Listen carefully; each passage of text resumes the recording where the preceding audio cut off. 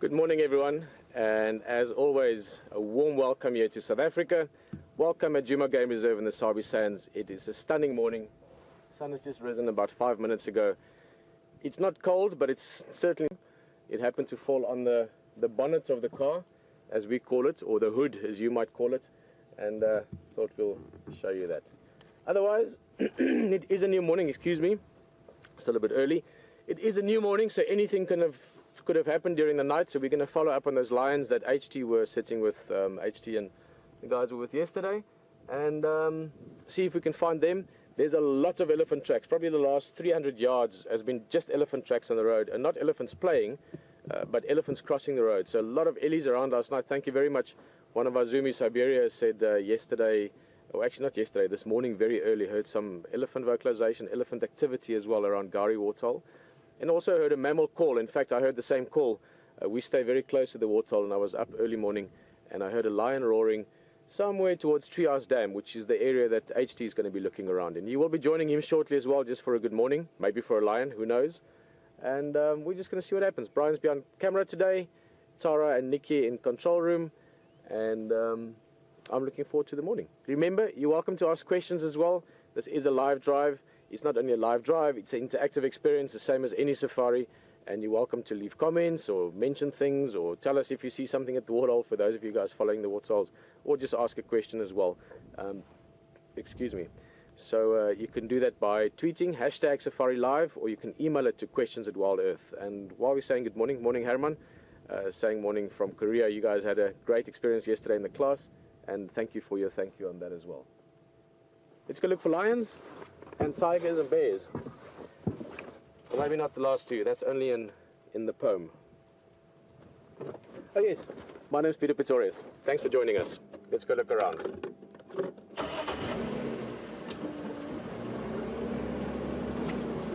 Still elephant tracks. There were a lot of Ellies around last night. We're really having a concentration of, well, everything at the moment, not just elephant, but it's getting quite dry into the Kruger area. Now, just to give you some perspective as to where we are, we're driving almost due east at the moment, as you can see from the sunrise. Keeping in mind we are in late autumn now, going into summer, so our sun is slightly north of due east. But towards the east, that whole area, if we kept driving, we could drive for a very long time, well, actually a very long time after the roads end, towards the east, because the Greater Kruger National Park is sitting in that direction. We're talking about an area, I think, a little bit bigger or close to the same size as New Jersey. So very large ecological area of which we are part, but the area directly east of us doesn't have a lot of waterholes or riverbeds or permanent rivers. In fact, no permanent rivers in that immediate area. So what's happening, as it's getting quite dry now, and this year it's getting dry a little bit earlier. We had some late rains. It's good for the habitat, which is why it's still a bit green. But the waterholes and the pans and all those places would be dry. So a lot of animals come into this area, into the Sabi Sands, because there are many, many waterholes around. They would also become fewer and fewer as it gets drier, which means the concentration of game will become even higher. I know I've said this many times, but over the next 2 or 3 months, you guys are going to be spoiled for amazing game viewing. I promise you're going to see some things that you can't even imagine as we speak about it. So it's going to be great. And the same goes for this morning. Let's go see what we find today.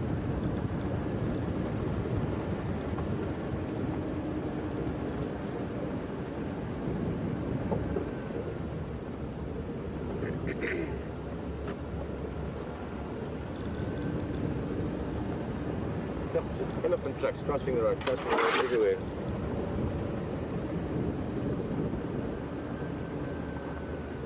Brian, your favorite time? Sunrise or sunset? Early morning, late afternoon? I would say early morning. Definitely early morning. Yeah, I'm also a big early morning fan. I mean, the afternoons are also awesome, but there's just something about the new day that I like. The fact that we're going to see new things. Since we were watching the sunrise, let's just have a quick look at the reflection of the sunrise. Let's try and get you a little... how's that?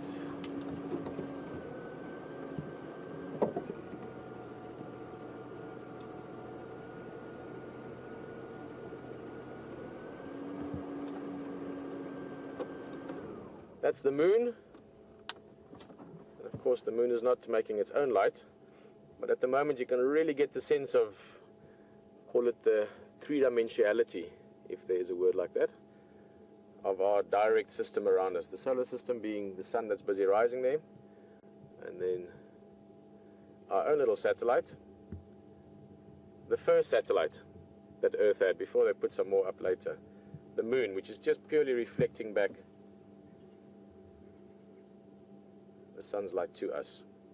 So that gives you a great idea of the east-west line if you want this morning.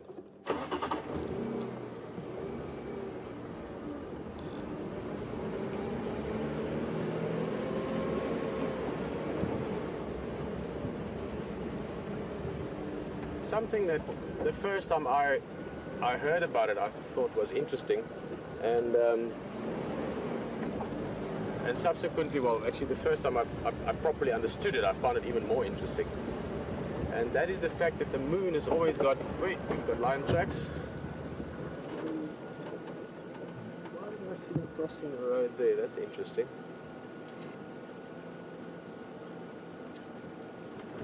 We expected to find some tracks here, just because where they were yesterday, their first place of call would have been almost certainly Buffelshoek Dam. Guys, it's a little bit, let me just show you one. I might show you later once the sun is up. It's always lovely when you have not only lion tracks, but lion tracks on top of elephant tracks. Just to show you where they're walking this way, so towards us. And let's see, I think those are good ones. There's a nice clear one, any of them really. Not only is it cool that they walked on top of elephant tracks in the sense of two big animals that walked here in the last little while, but also the fact that there's an elephant track underneath. The elephant track would be that area there, that sort of flattish, you can see a little bit of like a disc shape almost. So the elephant tracks even the sand out nicely, so you get a perfect track on top, guys. Actually, let me just do this, give me a second. So I'm going to confuse myself here. Here's my spotlight. What am I doing? If I do that, it gives you a little bit more contrast. Sorry guys, this is a little practice run for me, if it takes a little while. No, it's not working so well. I'm trying to create a bit of contrast for you, but it's difficult with where I'm sitting now. But basically, once the sun is up, then tracking is much better. Your best tracking time of the day is early morning, late afternoon, but once the sun is up enough to hit the ground, because then you get nice contrast in the track. Just to run through that quickly for you, that's the pad, and that's the toes there. And speaking of surprises, there's always surprises in the bush. You're going to have a big one with HT just now. I'll see you back here in a bit.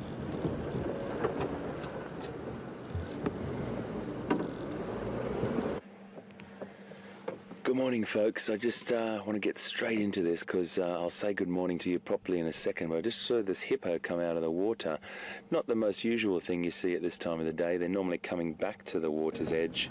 We're just going to see him walk through there, and he just came out of Twin Dams.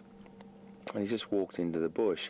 Now, he's not injured or anything. I think he's just found himself in a place that he's not used to. We'll just go and have a look around on the other side of the road there. It's not unusual to see it, but it's just that you don't often see it, particularly when we're on Wild Safari Live. Good morning, folks. My name's Hayden. I've got Andrew with me on camera. Thank you very much for joining us here on Wild Safari Live. I just think I'd like to see that. Just through there, Andrew. There's a little bit more. I do apologise for chopping and changing, folks. It's just unusual. We just came up to the edge of the dam there, and he was just coming out of the water. The dam is quite shallow at the moment, so maybe he didn't feel as confident or as comfortable in that dam. Now what he's going to do is try and make his way to another dam. I'm just not sure where he's going to go. He might be going over to Arathusa, and we'll just see, but he needs to get to another water point that he feels comfortable in. So during the night he's grazed so far away from his original water point that he now took refuge in Twin Dams, but I don't think the water was deep enough for him to feel comfortable or feel confident enough, so he's come out of the water. I don't want to go any closer than this because it's just going to make him feel a little bit less, or a little bit more vulnerable. So he's just in the vegetation there, and he might return to that dam just depending on how he feels. So it's unusual to see a hippo out of the water in full stride, and he looks fantastic, a really, really healthy animal.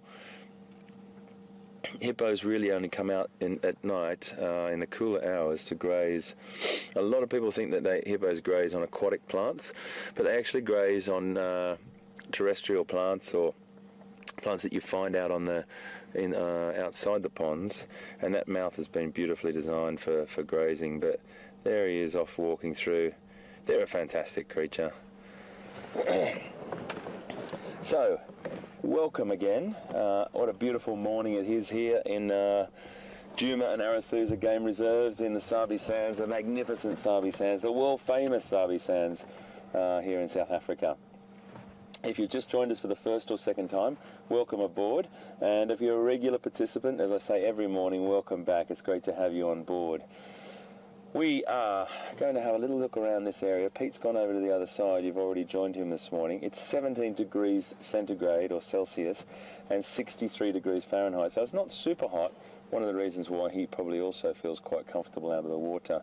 It's a little bit cooler still. As soon as that temperature starts to rise, he'll find refuge in a water point somewhere. But what a beautiful day. So a bit of a recap. I left you with the Nkahuma Pride last night. They walked into the bush. The male was left standing there. We went around the other side of that road to try and pick them up coming through. We heard some kudu alarm calls, so the kudu was actually aware that the line were coming through. I have no idea what happened over there last night, so hopefully the guys are going to pick them up and see what went on. There's loads of things to find out, so we might get on our merry way. And it was a great day yesterday, and I'm sure everyone enjoyed it. Thank you for all your Facebook messages and your tweets and everything. It's just great to be able to have that social interaction with you. Beautiful morning here, clear skies.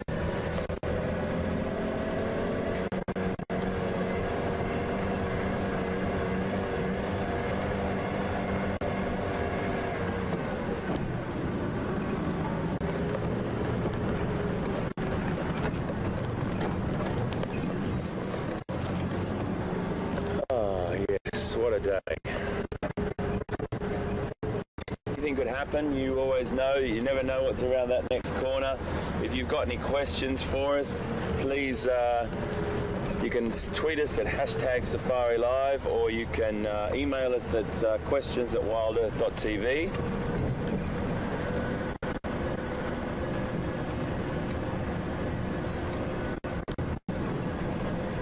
Warming up a little bit.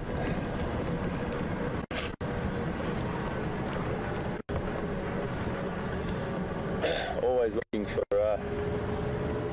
tracks and signs out the side of the vehicle. So if ever you see us do that and get out a shot there and look out the window, it's because we're looking to see if their tracks are fresh. We can pass those on to Scotty and Stefan, and Brent is back this morning as well. He's just arrived back from leave, so he's going to be helping out hugely.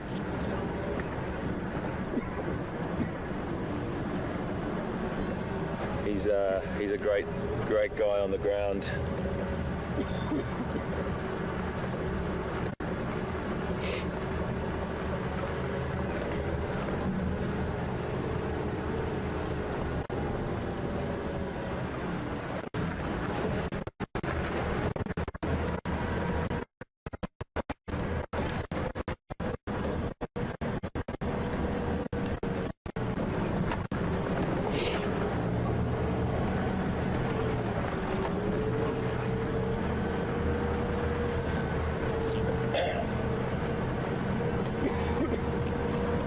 Okay guys, while I'm just having a look around this little sort of scratch around this area, let's cross back to Pete and see what he's up to, and I'll see you just now.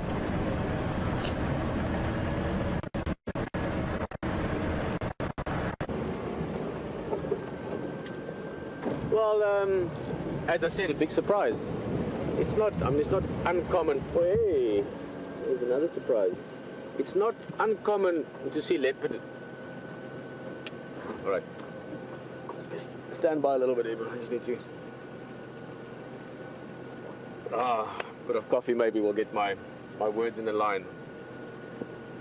It's not uncommon to say leopard when you mean hippo, because you want to say that it's not uncommon to find hippo walking around on land early morning, but it is quite special. But then it's easy to confuse that with leopard if you're looking at a fresh leopard track while saying it. I hope that made some sense. Guys, let's do a little tracking thing here. Let's follow a story. So we're going to start with these smaller tracks first. Brian, let me just get my. Give me a second. As I said, I need to get some coffee into my system. I think there we're doing better. So we're going to start with these small tracks. We'll follow them first. Small tracks here, going along there. This looks like a white-tailed mongoose at first. I thought it was a genet, but I see it's a white-tailed mongoose. Not a genet, a civet. Following it along, there's a little track. Now, what do you think that tiny line is? Just that little stripe in the sand. There it ends in two other tracks we're going to talk about. But that stripe, just for interest's sake, is one of the small five. And the small five are referred to as animals that have the name of the big five. So buffalo, weaver, elephant, shrew. This specific one is from an antlion, and then it ends in a leopard track. There you go.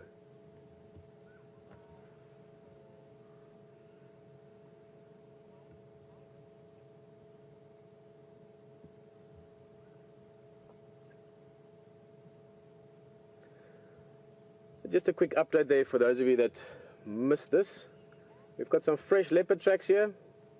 From a female leopard, I would go as far as guessing maybe Karula. We have a line here from an antlion. And we have an exciting morning ahead of us. Now, of course, we must keep in mind these animals could have moved far during the night. I mean, leopard, lion, all these nocturnal animals are very active at night. But this is a very nice fresh track to the point of, actually let me finish making that point. Sorry guys, I was a bit clumsy getting going there, but as I said, the cogs are still turning in a sort of a slow motion way. Just to give you an idea, let's just do that again for those of you that missed it. If we can find that same antlion track. In the meantime, there's also a question for you, those of you that like to participate a bit. Which animals make up the small five? This is one of them, as I said, the antlion track. So if you follow that line. Now what's interesting here, if you were reading this now, this is your morning and you've got some information, you've got to figure out, can we find this leopard? There's the leopard track, two tracks going that direction, so the same way as my finger's pointing. But what do you notice happening here? So if you take the antlion as well as the leopard track into account, I'll give you a little bit of background information. Antlions are active during the night as well. They move around during the night and then they make these little pit traps in the sand for catching ants and other insects, but mainly ants. So this antlion would have been active sometime at night, or I would even say early morning. My question, I guess, to you is, who was your last, the antlion or the leopard? And suddenly, all of us are trackers, because now we can age this track. We can date it, if you want. Time date, not day date. This leopard walked here after the antlion. And you can see easily why we can say that. So it's just these little things, you know, it's not... There's a level at what stage tracking becomes almost magical, and I must admit I've experienced it with people that are really good trackers. Stefan, by the way, is an excellent tracker. And when you really do this a lot and you get into that space, and it's almost like a zone you get into, there's a lot of other things to tracking that is not that easy to explain. But the basic building blocks, all of us can understand. It's logic. You must just think, what is there, what is this, what makes that, know a little bit about the behavior, know that antlions do that, and the leopard walked over it. So suddenly we go, okay, this leopard track, I would say, is early this morning rather than late last night. So that already gives us an idea of how it works. So a lot of the times, no matter where you're from, if you know lots or if you know nothing about the bush, and this goes for more than just being in the bush, anywhere in life really, if you just stay calm and you apply your logic and you let your brain do its thing without interfering too much, you can figure out a lot of things that you might have thought you don't know anything about. Now the next logical thing, if I'm a leopard and I'm walking along, I have been walking on the road. She came out of the north. I found the track first coming from this side, so from our left or the northern side, onto the road and then walked on. So now, the next place here, there's a crossroads. So the logical thing is it would have gone in one direction. The leopard is walking on the road. So the question would be, do we think it's going to go straight north? Because that's the way, straight east? Wait. Let's do one more of these. Just kidding, guys, but I'm just excited in the morning, so I tend to talk over myself a bit. Is the leopard going that way, or would it have turned? That's the options we've got. Not likely would have turned back north, because that's where it just came from. So either that way, or this way. We look here, there's a track there, I can see one. Looks like it's still going north. Hey, nah, sorry. I can see, where are we now? There's a track there where the car track is turning. Thereabouts. There, I think, where my finger is.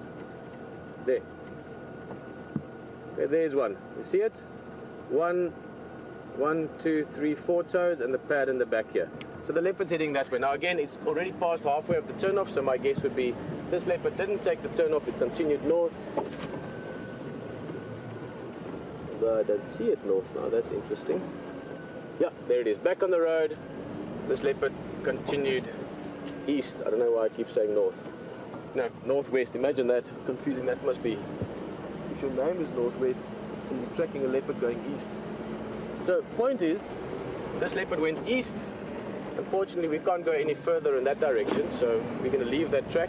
When I see the game drives later, I'll tell them, because some of the other guys can drive that side as well. We've got these different areas that, depending on where you're from and who you're from and how it all works, that you can traverse. So the guys can follow that up later. So already we've got fresh lion tracks this morning at Buffelshoek Dam. They've headed north, unfortunately.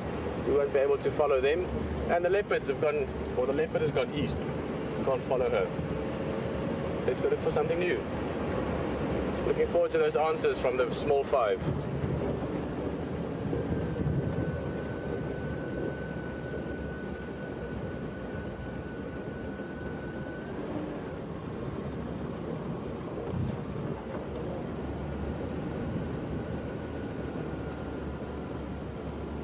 Awesome. Chris, and if I got the other name right, Vance. Morning, guys. Nice to have you on drive again. I know you guys join us often. And great answer. The small 5 is firstly elephant shrew that we just saw the track of, leopard tortoise, buffalo weaver, which is a sort of smallish, almost medium-sized bird, red-billed buffalo weaver, you get them here as well. Antlion, elephant shrew, buffalo weaver, leopard tortoise, and rhino beetle, which is one of the scarab beetles, or the dung beetles, a rhino beetle. I think I should keep my sentences short for the next half an hour or so. I seem to be excited about the morning, but my brain and my speech seem to still be on early morning drive. Okay guys, this is Cheetah Cut Line, one of my favorite roads in Djuma. Beautiful road, we're up high as well. It's a bit sort of hazy this morning, so we can't see the escarpment, but normally from here you can see the Drakensberg escarpment. And a road that's used by animals very often, so on many occasions I bumped into a leopard or some lions or something crossing through the area, using this road as their sort of main highway. So let's see what happens. Let's enjoy the morning.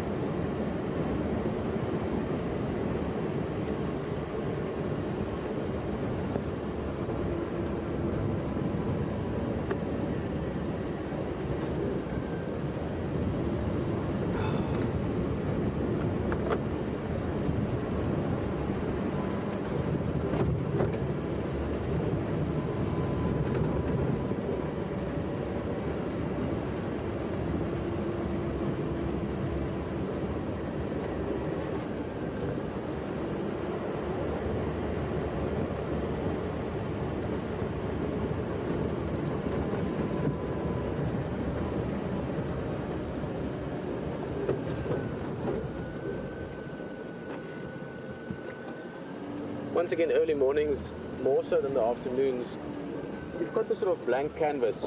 And what I mean with that, just checking here for tracks. If you look here to our right hand side, here's another road that turns off. So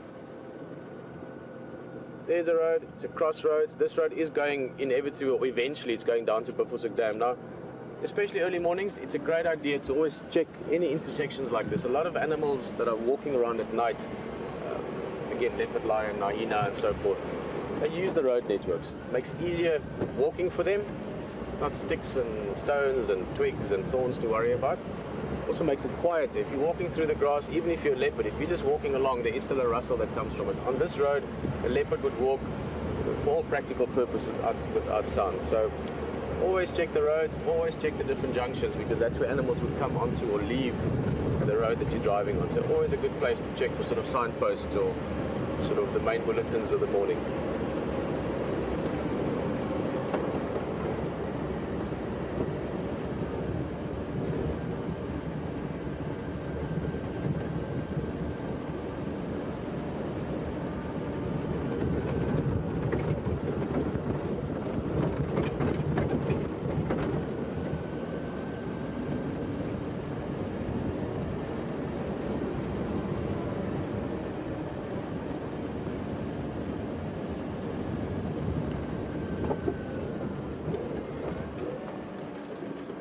I just noticed there, which is not, I guess, that typical for this time of year, being in autumn already.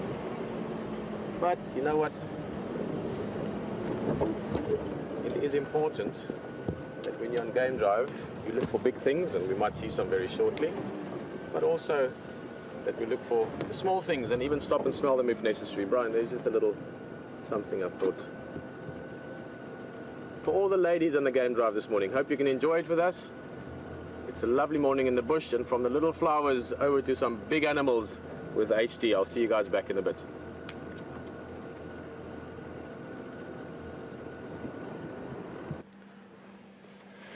We just came around this corner, and yep, you never know what's around the next corner. This beautiful breeding herd of elephants, and I've just surveyed the lay of the land. There are quite a few animals dispersed through this thick vegetation, so we always have to be on our toes just to make sure that we don't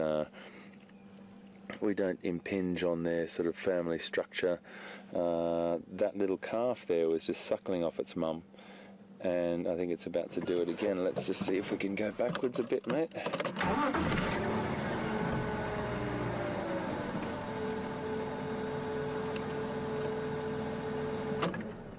We might be lucky enough to see this, folks. The mum's quite keen on the vegetation she's feeding on, and the baby was just suckling there, and you can see those two. It's a bit hard to see from here, but her milk is quite full, and it's really interesting. They'll suckle for quite a long time, and sometimes, you know, they even cross-suckle, which means that related females will allow another relative's calf to suckle from them. And sometimes, excuse me, to the point where if it's a big herd and there's lots and lots of babies and related females, they may even lactate indefinitely. So they've constantly got milk. It just depends on the size of the herd and related females.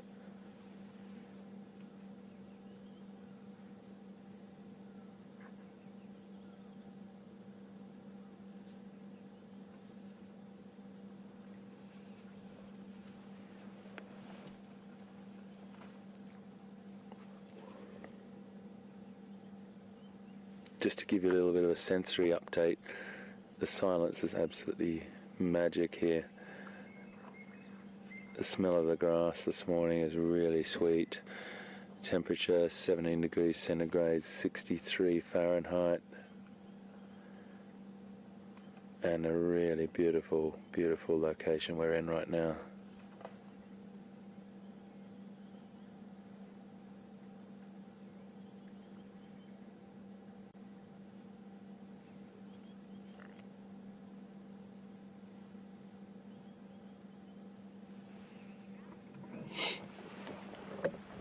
So we've got elephants all around down behind us here. What I would like to try and do is show you this female behind us, but the key factor in this is if I roll back and look at that female. And then this female with calf blocks our outward run. Therefore, we don't have a way forward, and we'd have to reverse out of a situation if anything did get uneasy for them. So it's always good to have a forward run. Make sure you can get out of the situation. The other day when we had those calves come up to the front of the car, that was something that was just unavoidable. But we always like to have a little way forward and just respect the animal's space. And I really thought this calf was going to come this way. Maybe we can just move up a little bit, because the calf just strayed from its mum a little bit. They won't move too far.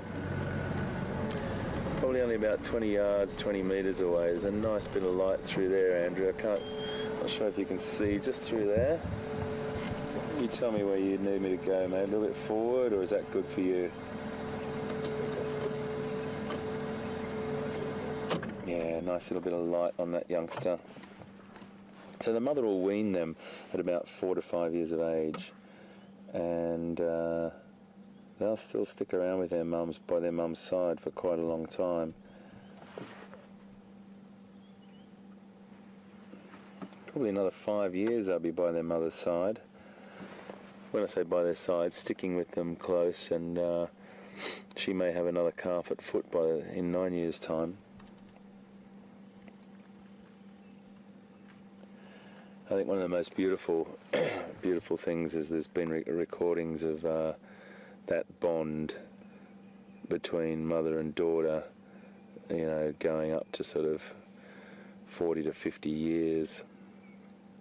And that's pretty incredible. So another reason why we probably are so fascinated and connected with elephants. So many similar traits between humans and elephants.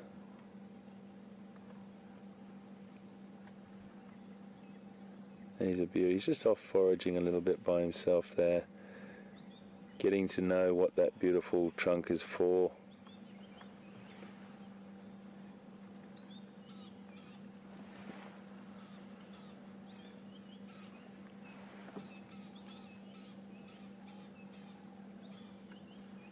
Starting to understand that incredible appendage that he has is a tool for so many different things in his future.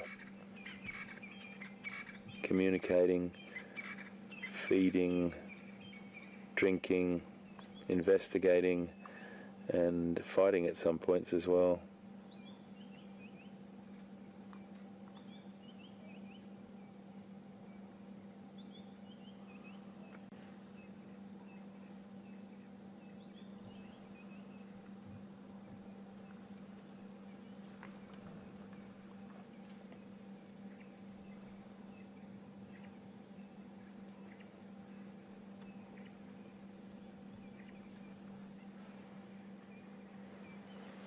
Silence is deafening. It's so beautiful. We've just got the sounds of these animals just feeding, and that's one of those things that you stumble upon elephants when you're out on a walk or something. You could hardly tell they were there, other than the odd crack or crunch. It's quite incredible, an animal that size.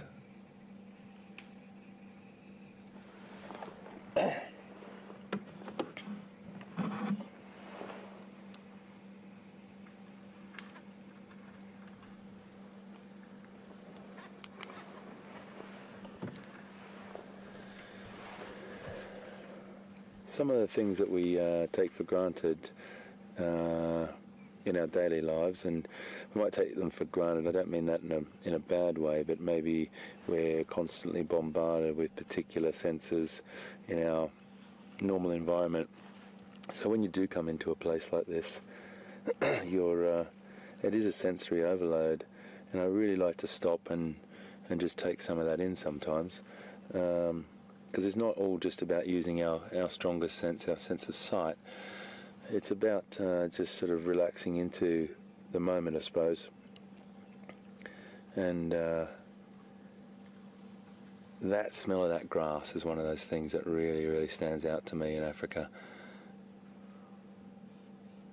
beautiful, beautiful scent of sweet smelling grass, particularly at this time of the morning when you have got this moisture, still dew on the grass and on the leaves of the trees, and as that evaporates, as the sun comes up, it starts to die off, but then it raises its head again in the early evening. By the time the sun has gone down and the moisture starts to thicken in the air again, you get that beautiful sweet smell again. As you sit here and you stay very, very still, you start to also pick up other things, which are a lot more elephants around us than I actually first thought.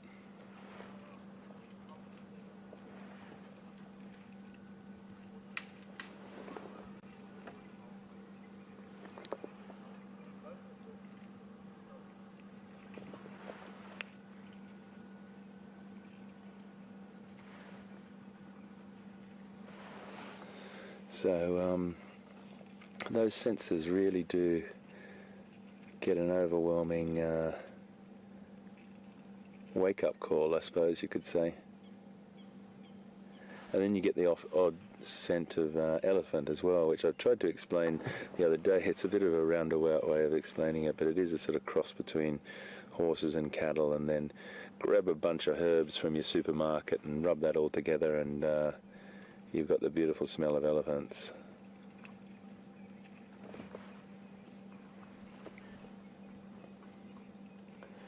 Now, if you're thinking about what senses we use all the time and compared to what elephants use,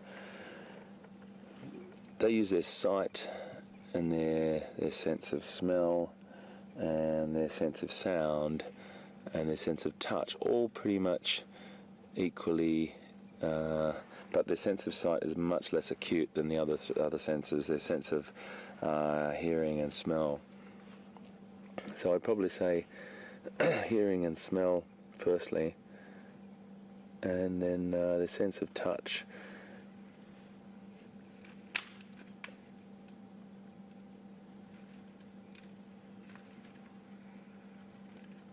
And there's something very enjoyable about hearing the way they eat, like they crunch up those branches and they just go through that buffet of vegetation that they can pick anything that they want.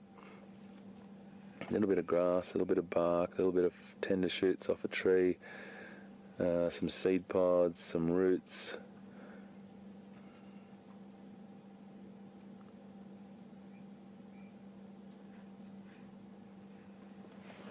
I'm going to move up a little bit for you. We've just got a bit of foliage in the way there. I was hoping that we'd see that little baby suckling. Let's try just right there, Andrew. I'm not sure if you can get in.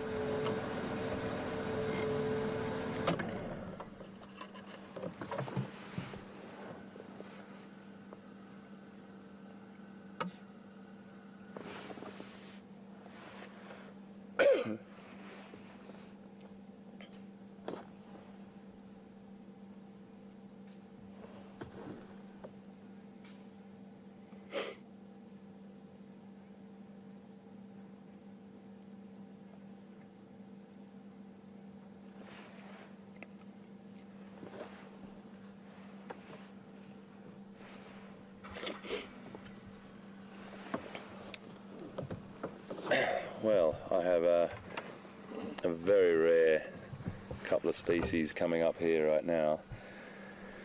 Ladies and gentlemen, this is goodness me, I didn't know that we were going to see these today.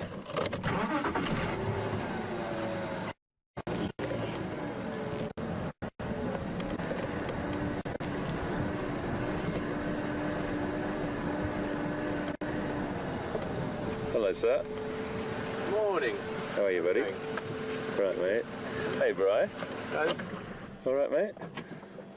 it's a beautiful morning. It's a beautiful morning. We just got lovely little breeding herd down here. Took quite a while to establish how many were there, and it's very thick vegetation there, mate. But there's some there. There's a female feeding with her calf. There's another one there, but there's some also just down in the drainage line. Okay, cool.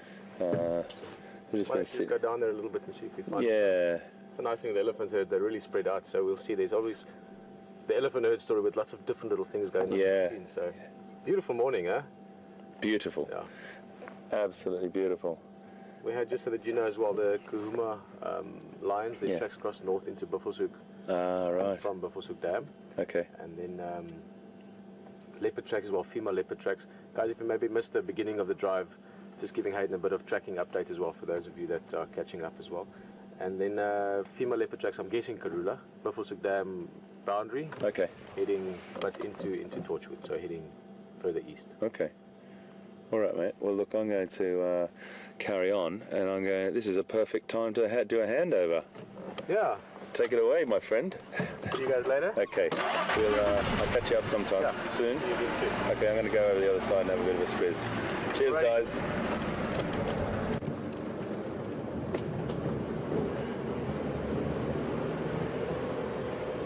Right, well, just quickly show you. Hayden was just saying there's a mother and calf just to the left-hand side here. We can see the calf a little bit. It is quite thick here on the riverbank.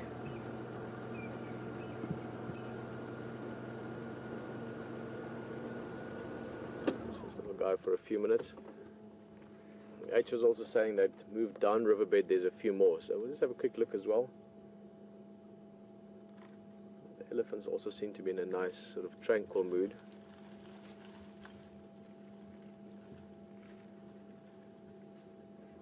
Very, very thick stuff here.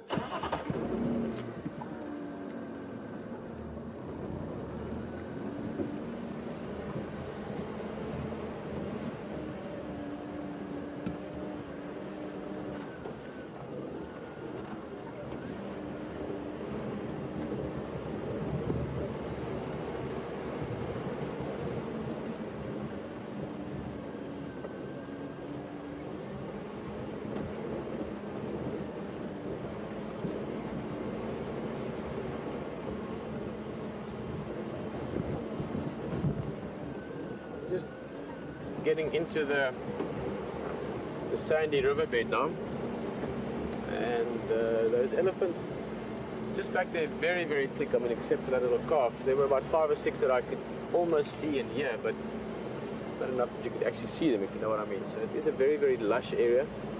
HD said he saw a couple more this way as well, so we're just going to see if we can maybe get another visual. If not, I think we might continue on. You know, early morning like this is really the best time to find new activity. So if you find some ellies and you can't see much of them, it's not a bad idea to say, listen, we're going to come back a little bit later. We know roughly where they are, but we're going to keep looking as well, because this is the first hour or so is the best opportunities to find cats as well. Just to show you, Brian's just spotting them up there, up on the bank. We'll try and show you, but just to give an idea of the kind of habitat we're dealing with at the moment. It's quite thick, and we'll come back to them a little bit later again. Maybe they've moved. Maybe we find some things before then.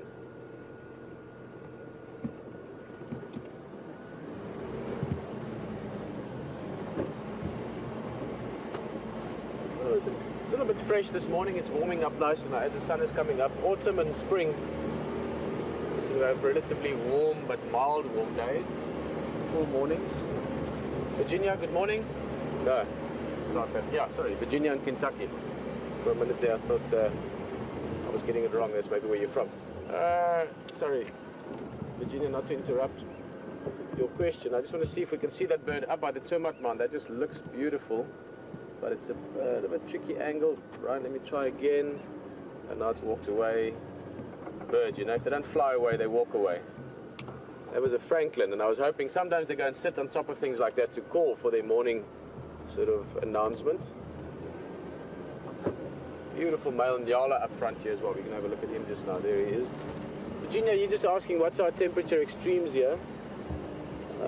In the low veld, let's start with explaining why it's called the low veld. Oh, that's beautiful. Lovely background as well. The early morning sunlight hitting those trees along the river edge, or the riverbed's edge. Being in the low veld, we're not very high above sea level. And you'll find that the higher up you go, or the some more extreme habitats as well, deserts for instance, you can get massive temperature fluctuations. Parts of Namibia, there's places where from the nighttime it can be -5 degrees Celsius and go up to 50 or 45 in the daytime. So you can have sort of 40, 50 degrees Celsius fluctuations. Such a beautiful antelope, this. Nyala is truly one of the prettiest, I think, of all the antelope. And this is a big mature male as well. He's in his prime now. Just looking at his coat and his horns, everything just saying that he's healthy and strong. So, you know, here in the low veld, it's more sort of, I would say, you know, we don't get those extremely cold mornings. I'm sure you get occasions where it goes close to 0, and I'm talking Celsius, and I'll do the conversions for you in a minute. But oh, look at that lovely light on the eye as well. I thought he was a bit calm. Nyalas are actually quite secretive antelope, but they get used to vehicles and to people very quickly. Often around the camps. Around the camp area you often see them as well. So to give you an idea of temperatures, at the moment it's about 15, 17 degrees Celsius around that, so about 62, 64 degrees Fahrenheit. And the fluctuation in this area, as I said, it very seldom goes towards 0 in the low veld. A cold morning here would be 4 or 5 or 6 degrees Celsius, which is about, let's call it about 38, 40 degrees Fahrenheit. Guys, just for you, if you wonder what we're talking about in terms of Fahrenheit and Celsius, the conversion is 32 degrees Fahrenheit is 0. So 32 degrees is 0 degrees Celsius, water freezes around there. And then anything over that, so if you're on, let's say, 10 degrees Celsius, you time that power times 1.8, so that would be 18, and you add that to 0. So 18 plus 32 would be 50, so 50 would be 10 degrees Celsius. Anyway, let's say 5 degrees would be a cold morning, and it can still go up to a relatively warm, maybe 25 or 20 or so in the day. If you take it over the whole year, the hottest it gets down here is sort of mid-30s. It can probably go up to the 40s sometimes, but on average 35, 36 would be very hot for down in the low veld. Oh, he's walking right into the sunlight there. That's what's so beautiful about early mornings. Late afternoons is the same. It's because the sun is still low, you get these beautiful contrasts and shapes. You know, you can really see into the bush a bit better in a way than you compared to midday when the sun is above us. So yeah, I'd say at the extremes, coldest winter and warmest summer, we're probably looking at about a 40-degree temperature fluctuation. But in a 24-hour space, you know, I don't think much more than 20, 25 degrees, typically for the low veld.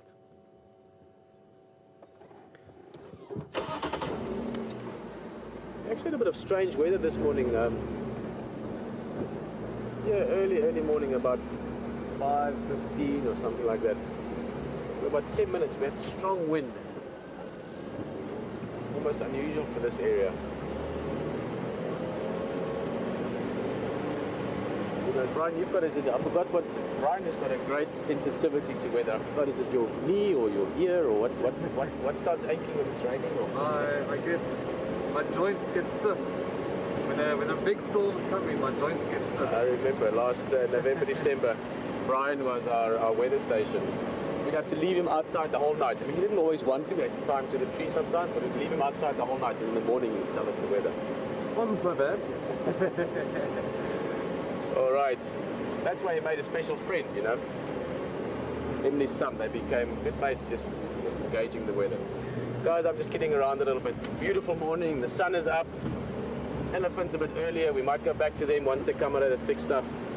And as always, hoping to find some cats, because this is big cat country. Lion, leopard, cheetah if we're lucky. And then of course wild dogs, hyenas, all kinds of things we can find.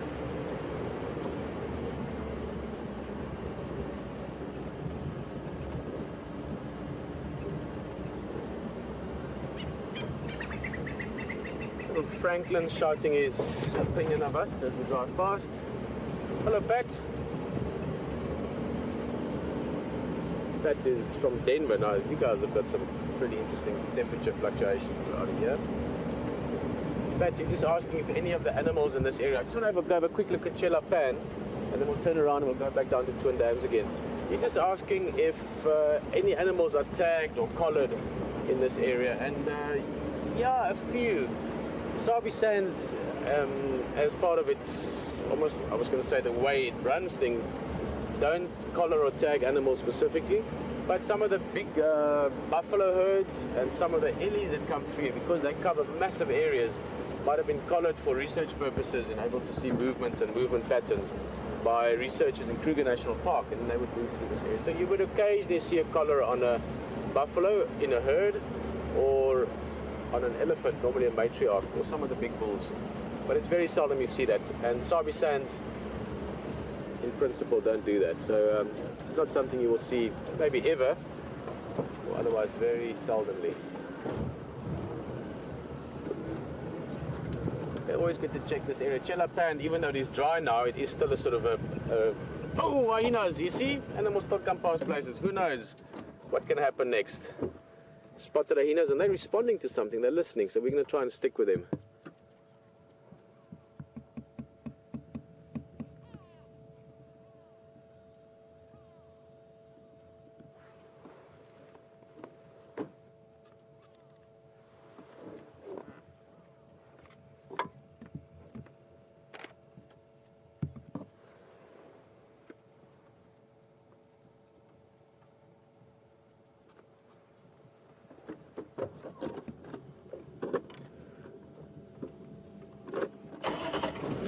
All right, you see, that's what I love about it. 1 second there's nothing, literally doing a U-turn, and the next thing is hyenas. I'm going to try and stick with them, although they're going into tricky terrain, but they are going towards the sort of general area that we'd last seen Q in. They just got into the bush, so sticking with them might be very difficult, but we're going to try, because they might take us to another discovery. Spotted hyena, sorry, we just always say hyena around here, but it's a spotted hyena, which is by far the sort of predominant hyena we'll see here. You see brown hyena here once every sort of 10 years. Oh, I don't know if you're going to even find them in time. I saw one going into this thick stuff on the left, heading down towards the riverbed, and I know there used to be a little sneaky way you could get down into the river from here. Let's try. See, there's still a bit of tracks here. The benefit of having 4 legs is you can just cross country it through anything.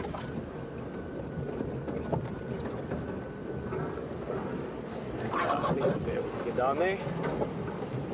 Yep. There they go. There they go. Well spotted. Let's show you quickly. If we can. It's very, very quick. Well spotted there, Brian. Just there's the movement. Okay, but they are moving. I think we're not going to follow straight through with them. We're going to get to the road and try and circle around and try and just spot them again, so we can keep up. Oi. These are great little vehicles, huh? The best vehicle in the world for what we're doing right now. Just again, a big thank you to all the guys from Wild Earth for making an amazing vehicle for us. Right. Come on, hyenas. Show us the leopard.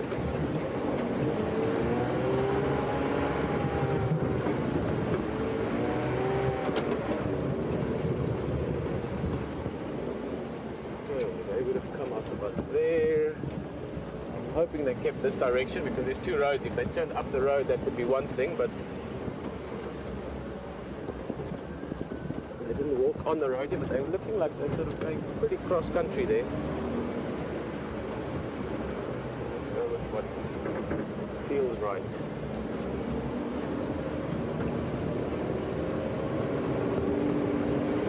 And now all we need is a little bit of luck and a lot of hyena.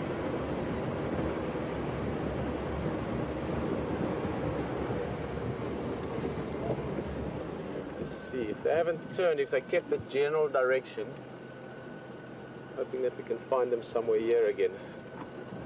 There's some hippo tracks on the road. Let's see what other tracks there are. Some Land Rover tracks from yesterday. Buffalo. No leopard, no hyena tracks.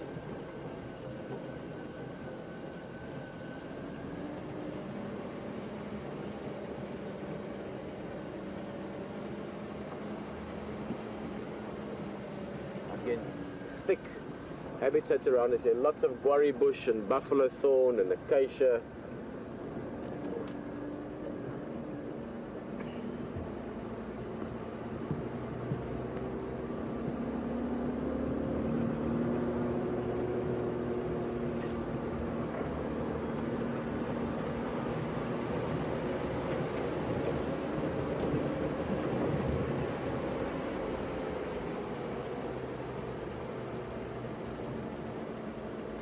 This is very exciting in itself. Just bumped into those hyenas. A little bit of fun driving to keep up with them. They've gone into this thick stuff. Now there's two roads here, basically giving an idea of this specific little sort of micro environment we're in. There's two drainage lines, two little riverbeds that come together almost like a V. They join into the one that we drove into earlier. So the two of those are joining. The hyenas were coming from this way. They crossed the first one. Now on the inside of these two drainage lines, there's two roads, so like a Y-shaped road. Now we've taken this one around. The hyenas were heading in this way. I'm hoping they're going to pop out here somewhere on that side. But they could have also turned and used that road, or they could be cutting through the bush to join up to this road again. So you have to balance now. You know, we can only be on one of those two roads at the same time. So you take a general direction that they were heading in. My gut feeling is that they're going to pop out on this road rather than take that one the whole way. Depending on a lot of things as well. I mean, did they hear something? They weren't running, so I don't think they're responding to. Yeah, I don't think they're responding to audio cue they had. Now, they didn't hear, you know, like that, for instance, which would be a leopard killing something. Now, that they'd run to as fast as they could because they want to get there. To me, it felt like they were smelling something. And if you feel very carefully, the breeze, it's hardly a breeze. I mean, it's more a drift of air, but it's coming this direction. So if I'm holding my hand like that, let me just feel there, I can feel it on the back of my hand now. So this would suggest that they smelled something from this area. So it would suggest that they'll come out on this side rather than go north on the other track. So that's sort of how you build things together to give you an idea. Let's just say to increase your luck, because in the end there is still a certain aspect of luck to all of it. But as Gary Player famously said when he won the Masters, I think the third or fourth time in a row, and the guy that came second said, "Oh, Gary, you got lucky today, well done." And Gary said, "Yes, I agree. I have found that the more I practice, the luckier I get." Tracking is a bit like that.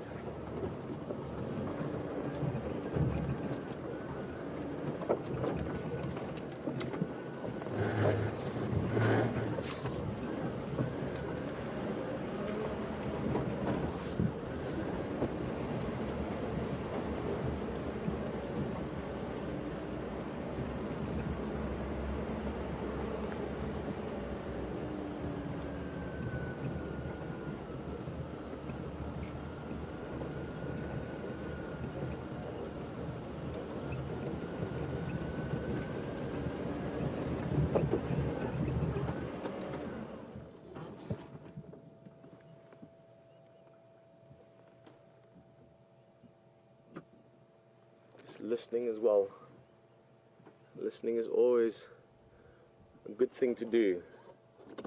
Maybe you hear a movement through the bush or a sound of something that might help you figure out what you're trying to figure out.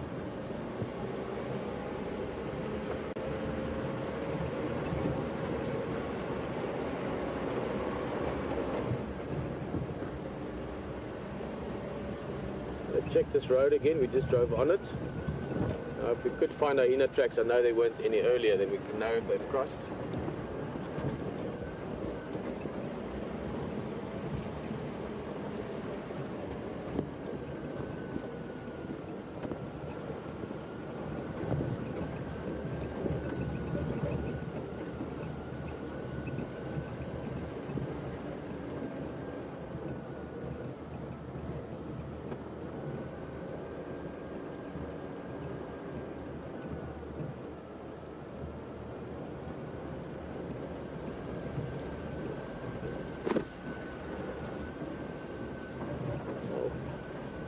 Interesting, or I'd be interested to know what you guys think is going on here. And yeah, I think that is a possibility. I mean, they weren't running for it. I mean, if there was something, you know, fresh, as I said, if there was the sound of a kill or a, you know, overpowering smell of a big buffalo kill from the lions, Now, they'd really be responding fast, but they were moving as if they were following something rather than honing in on it, if that makes sense. But certainly agree with you, Anne-Marie, that I think that looking for or responding to some kind of scent, which most likely would be a kill, is what they were doing. Let's get a couple of thoughts from you guys. Who might have killed here? If they are responding to a kill, we are now in the Vulture's Nest, Nyala Road Junction area. So this is a more specific question for you guys that know the area well. Who do you think might be in this area? And for those of you maybe on your first drive or that haven't done many drives with us, you don't have to guess what exact animal we're looking for, but you could guess what species. In other words, what could have made a kill to attract the hyena's attention.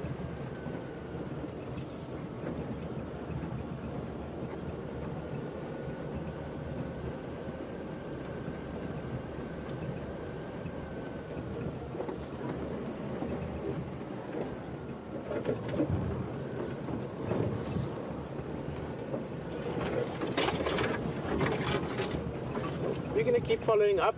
I've got one track back here, looks like they crossed a bit, but walked onto the road, walked on the road a bit and then crossed again. So we're going to keep following, see if we can get more information, hopefully see where they're going to as well. In the meantime, enjoy the drive with HT. He's also looking around. Maybe he gets another surprise as well. See you shortly.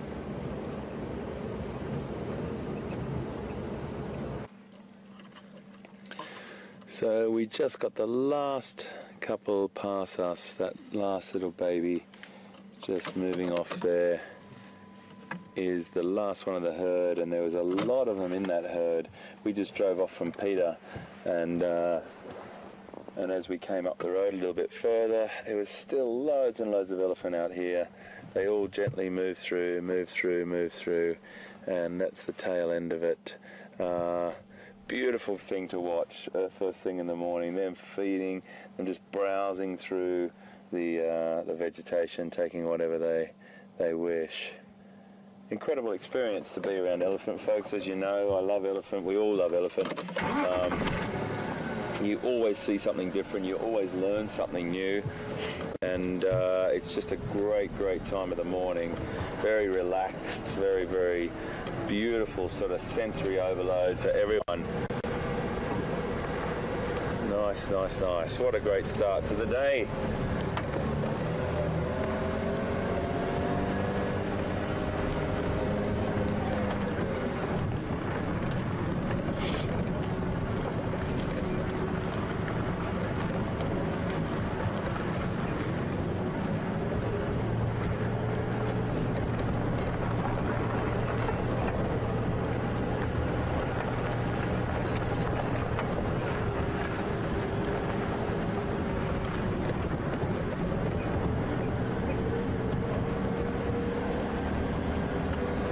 Katrina, great to have you with us. Katrina's tweeted us to find out whether elephants chew on bones like some other animals, like giraffe, and I've also seen camels do it, and I've seen elephants do it. I've seen elephants hold a rib bone and put it in their mouth and get calcium from that bone. So the answer to that is yes. I've seen it happen firsthand in Amboseli National Park. Was the first time I ever saw it, Katrina, in Kenya. Quite an incredible thing to see with a big leg bone. I think it was a femur of a, it wasn't a giraffe, I think it was a femur of a buffalo or something, but it did have it and it was twisting it around with its trunk. The advantage that an elephant has, it has its trunk as an appendage that it can use to push around. Is that more elephant there, mate? No, it's not, sorry. I see what that is. That's the Elephantus termite moundus through there. Ah, yes, one of those old things. Very rare species. You can't see it from here. It's just escaped in the foliage. Elephantus termite moundus. My mistake. Sometimes you drive through the bush and out of the corner of your eye you see something that's got the same coloration as an elephant, or a lion for that matter.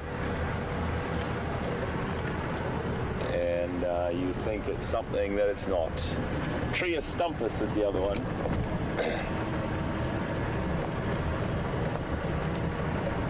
Yeah.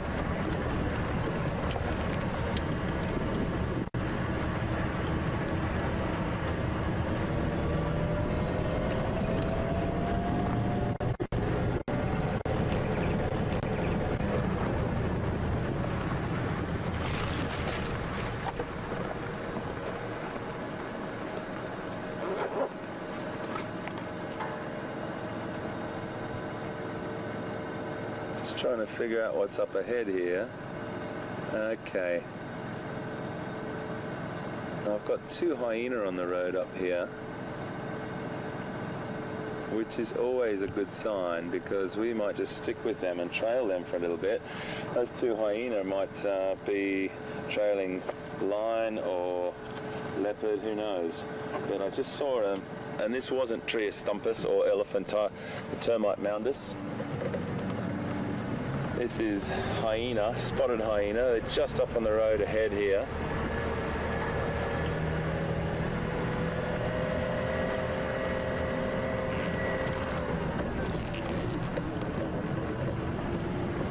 So I know that Pete was on the trail or on the tracks of some hyena. I'm not sure if these are the same two. You might be able to tell me actually, folks, because I didn't see that. But if you think these are the same hyena, I'm just going to come up gently because sometimes hyena can be incredibly relaxed and other times they can just shoot off into the bush. So I just want to go slowly. It looks like an adult and a youngster or a juvenile, but I'm not getting a visual on these because if they are a bit skittish, they'll just head off into the bush.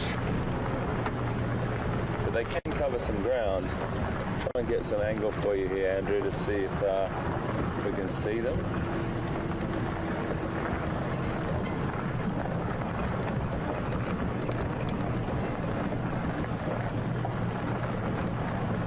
Yeah, they just went down. Just went down there.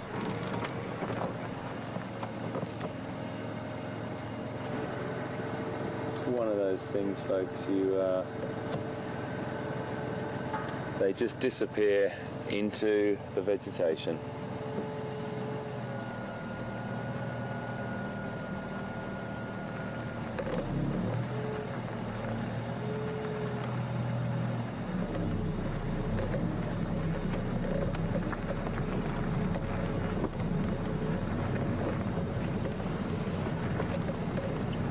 So just as we sat up there, I could see these animals. I thought it was a leopard at first, off in the distance, walking up the road. I saw two of them. Well, it could have been a leopard and cub, but it was way off in the distance, and it was a hyena and an adult and a juvenile. And they've scooted back into the vegetation here. And once they do that, it's very, very difficult to follow them, particularly through this vegetation here.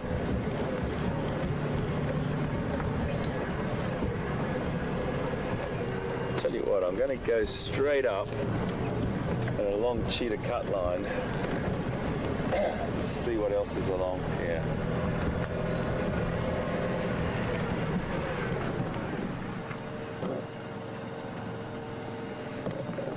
Just going to try and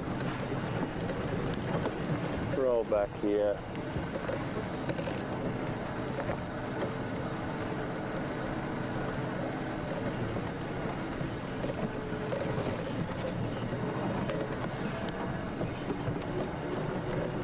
Just want to see where those tracks went into for the hyena.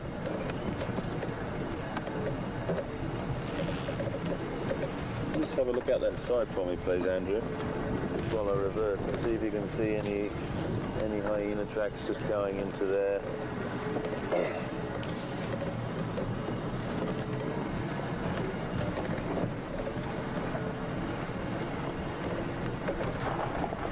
So what we're doing, folks, I'm sorry, I'm reversing, so I don't have any wing mirrors on this vehicle, so it's a matter of watching where we go.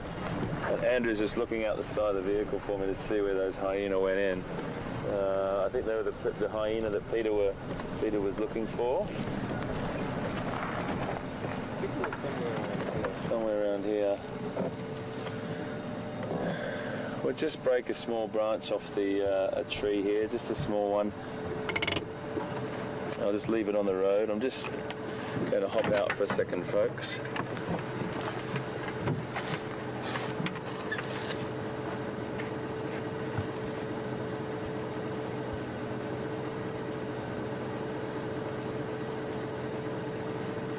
Just basically want to just leave Pete a little branch if he does want to come back and he wants to try and find those or follow up on those. I'll just leave this little, just a little memento to say that's where they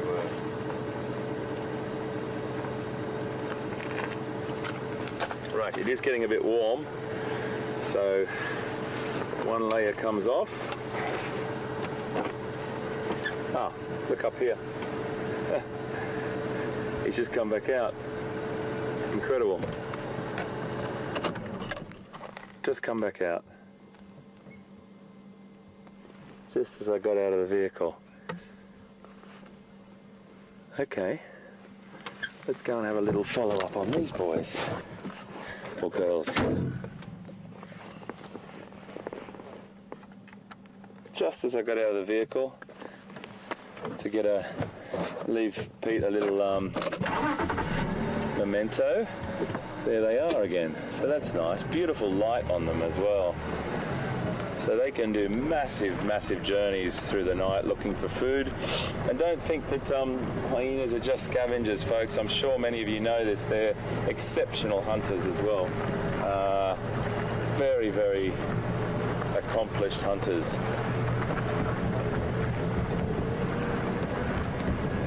So there's one. I'm not sure where the other one's gone. They don't necessarily have to be in a group. They do spend a fair bit of solitary time just walking around, looking for opportunities.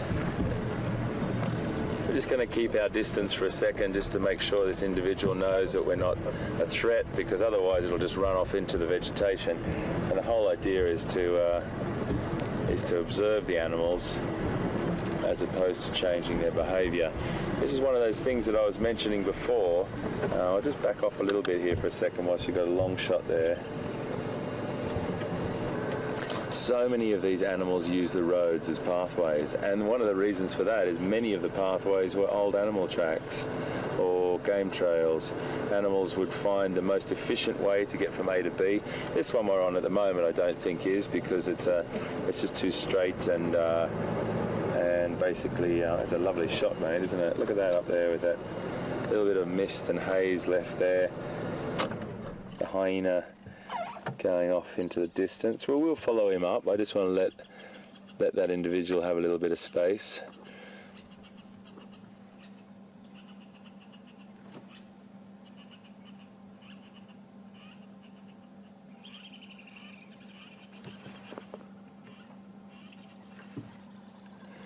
You can hear those birds sounding off there. It's just gone off to have a little look in there. A lot of birds sounding off here, giving alarm calls for a predator passing. Got a fantastic sense of smell, hyena. And also squirrels sounding off. There's a little squirrel just up there. These are squirrels. There's a couple of birds up further. Look at this little squirrel here, just at the top of this. So there's birds and squirrels going off all around at the moment, just from a little hyena. And that's a great sign, a great signal to us. The combination of the birds, the squirrels, to tell us that there's a predator around. They're sounding off for their own species, not to tell us. But it's a really great example here.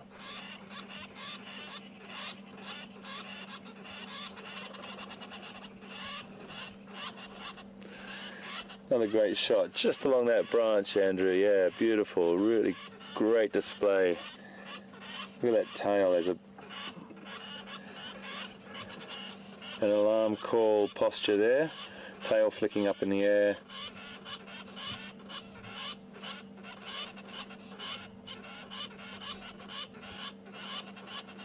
I've still got my eyeball on the hyena, folks, so very interesting. So the combination of birds and squirrels give us a little bit of a hint, but many other animals pick up on that as well. So there'd be over a long period of time, antelope would know that that is an alarm call as well. So they would pick up prick their ears up as well. And it's all about that whole connection with the script of the bush.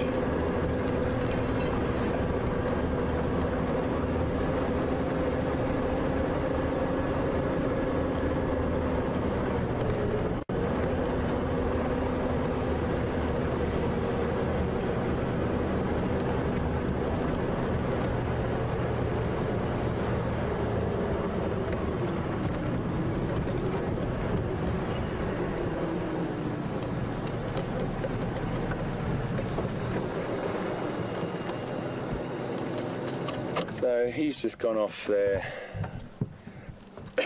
excuse me,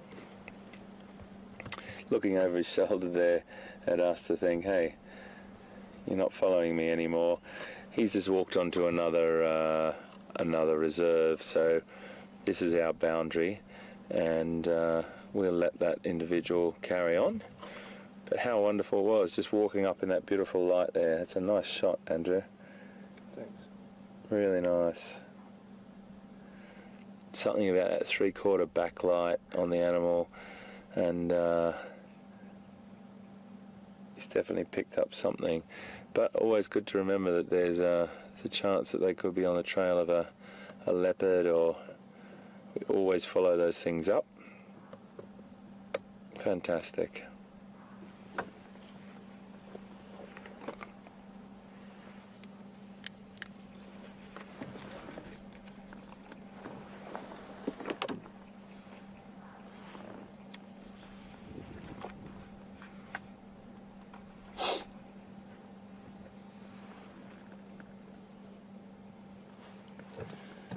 Off he goes into the distance,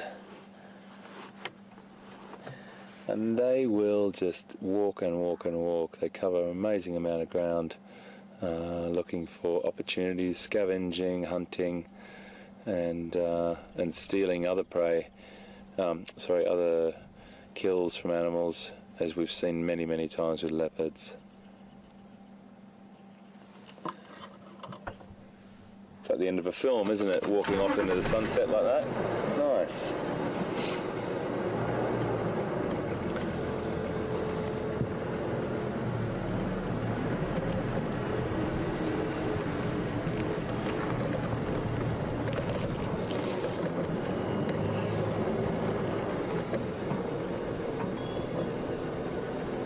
Just a really sandy part of the road. And lots of tracks around here.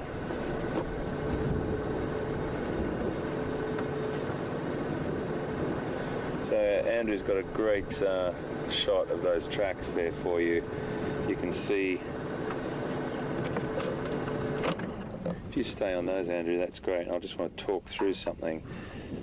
Sand is a very, very difficult thing to get definition from.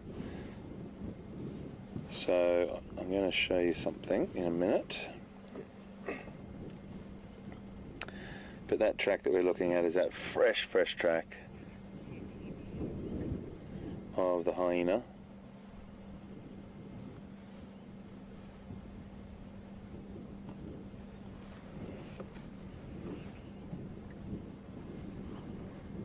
And I'm going to show you in a minute. I'll just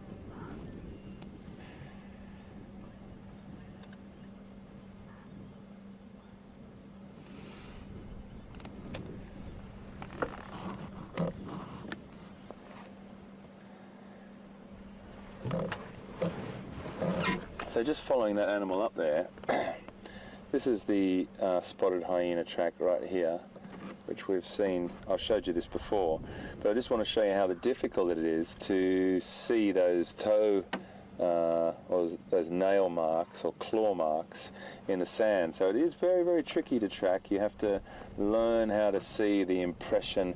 There's a sandy impression, there's a mud impression, and different types of impressions from the track. So interpreting what it is just is a matter of practice. And in the sand it's always a little bit more difficult, because as the animal goes down into the soft sand and pulls its foot, the pads of its foot back up, the sand falls back into that depression, and it's not a true representation of what the track would look like in really, really wet ground or mud. But I just wanted to show you that, because all these things add up to be bits of information that we work with to find out how fresh. Now, Steph would be able to elaborate on that more for you, and he will with the walks. But it will be now a matter of looking at that track and seeing if there's a bit of a wind blowing at the moment. So that would say that if there was a wind blowing like it is now, there's a potential that a little grass seed or a piece of grass could blow into that. And if there's no grass seed or no sort of impurities in that track, you'll know that it's fresher than maybe one compared to next to it that's got grass seeds in it from the wind. So you've just got all these tiny little intricacies that Steph would probably go into much, much greater with you when we go for a walk. And it's all information that goes into our whole big picture of the bush. It's fantastic. It's like well, you know what? There's a very, very famous man by the name of Louis Liebenberg, an absolutely master tracker. The sort of, he's like I don't know, he's just he's a legend, absolute legend. He's written a fantastic book called The Art of Tracking. If you do ever get a chance to get your hands on it, it's a little book it's a little paperback, very, very intense read. You probably only do a chapter at a time, but he basically states that, you know, tracking was the first science. It was the first time that humans actually went out with a hypothesis, an aim, a method, and a conclusion, which is basically going out with an idea. Can or can we not have a successful hunt? The aim, how we're going to do it, the method, the aim of it, the method of how we're going to actually achieve that, and the conclusion, whether we got it or not, I suppose. So it really is the art of tracking and the science of it, and it's incredibly complex, folks, but very, very interesting, particularly when you're with someone like Louis Liebenberg, if ever you had the opportunity to. And Steph is amazing as well. So we're going to learn so much from Steph, and every day I walk out with him, just even to the car park, I'll find something that he's taught me about something. It's great stuff. Sharing knowledge.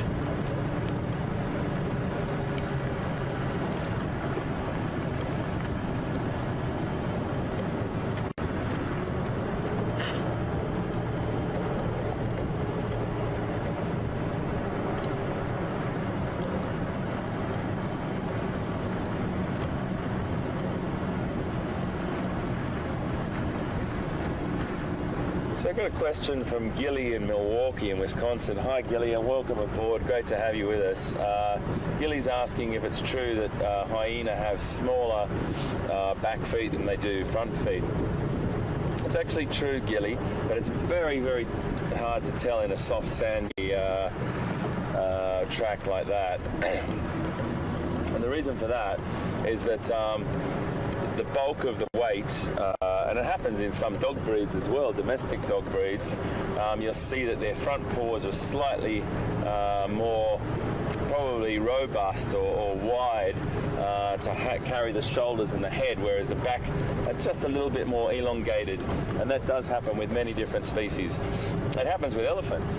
There's a classic example there as well. But to answer your question, do the hyena have slightly different shape? They do, and you can see that, and if we do come across that in tracks that I can demonstrate that for you, I'll definitely show you. So ever so slightly, Gilly, slightly smaller on the back than the front. But fantastic question, and thank you very much for being here with us.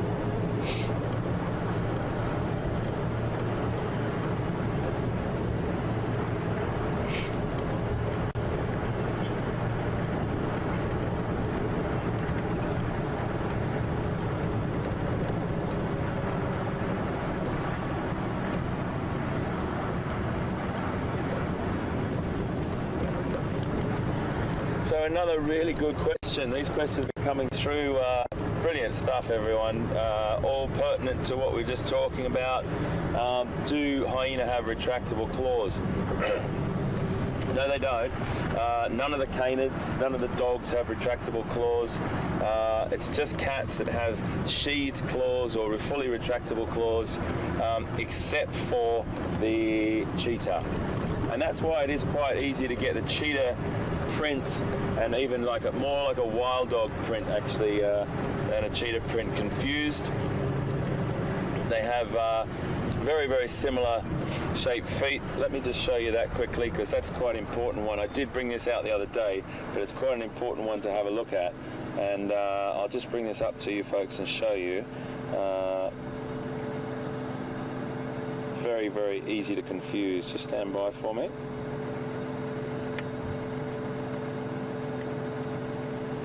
So that is a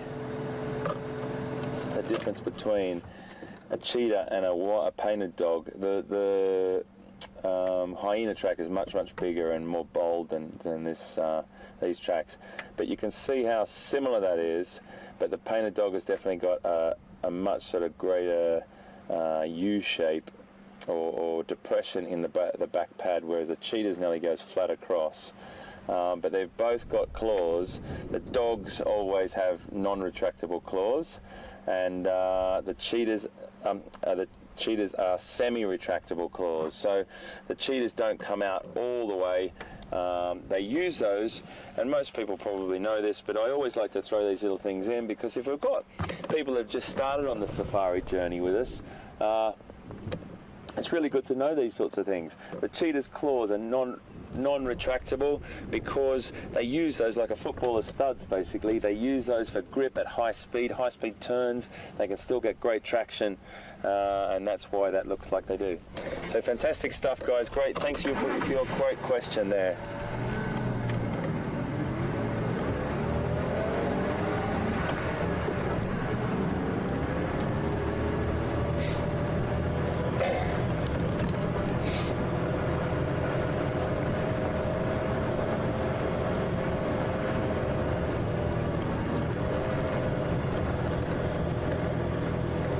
I bring that tablet out, folks, and show you those comparisons is because you don't always get a chance to see a perfect print. It's very rare that a print is a flat print in wet sand or wet mud, and you get that silhouette like I just showed you. So that's why it's a great tool, and you'll only get a partial print that'll display for you, that you really have to then start to try and ascertain what it is. And that's where tracking can become incredibly tricky. And as you go forth, like where Steph is in these incredibly high-level tracking abilities, they test the trackers out on just partially exposed tracks. Very, very tricky stuff. So we're just going to take a left-hander and go back into Djuma here. I just wanted to do this cut line to see if there was anything along here.